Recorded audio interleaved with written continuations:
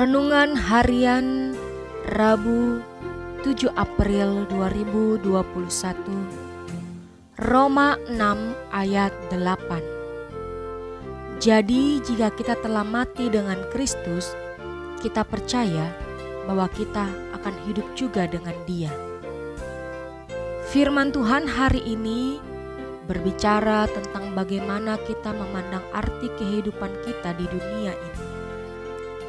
Kita hidup di dunia yang penuh dengan dosa, sehingga banyak orang di luar sana sangat menikmati hidup di dalam dosa.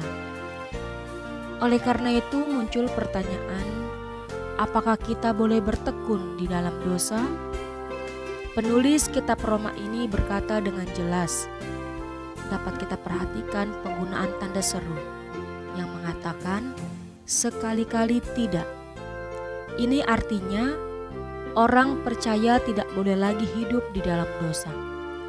Kita sudah mati bagi dosa dan tidak boleh hidup bagi dosa.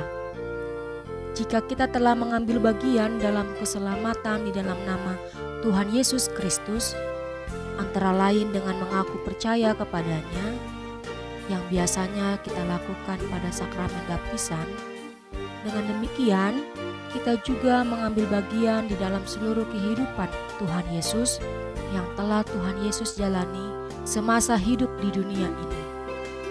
Kita mengambil bagian dalam kematiannya supaya kita dapat dibangkitkan di dalam kebangkitannya dan hidup dalam hidup yang baru bersama Tuhan. Jika demikian, maka kita pun harus benar-benar mengerti bahwa kematian Tuhan Yesus Kristus di atas kayu salib sesungguhnya adalah menggantikan posisi kita yang seharusnya disalib karena dosa-dosa kita, sehingga kita tidak boleh lagi menyerahkan tubuh kita kepada dosa.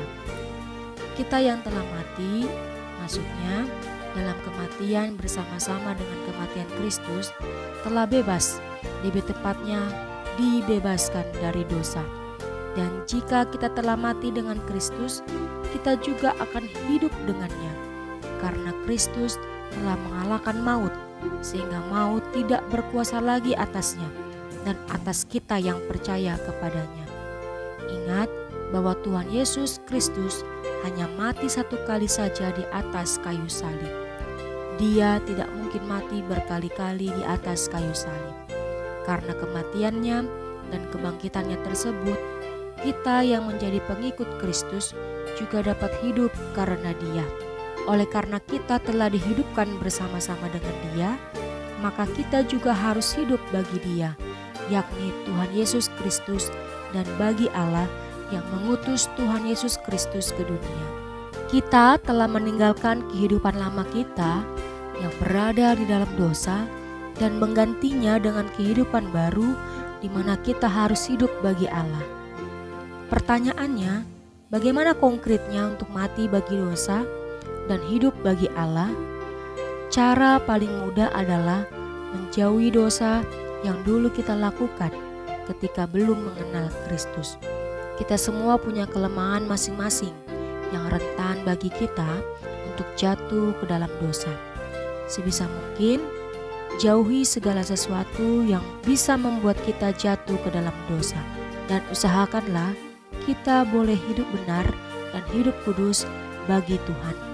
Ingat bahwa kita telah ditebus dengan harga yang sangat mahal, yaitu dengan darah Tuhan Yesus Kristus sendiri, sehingga kita pun harus hidup dengan benar dan memuliakan Allah selama kita hidup.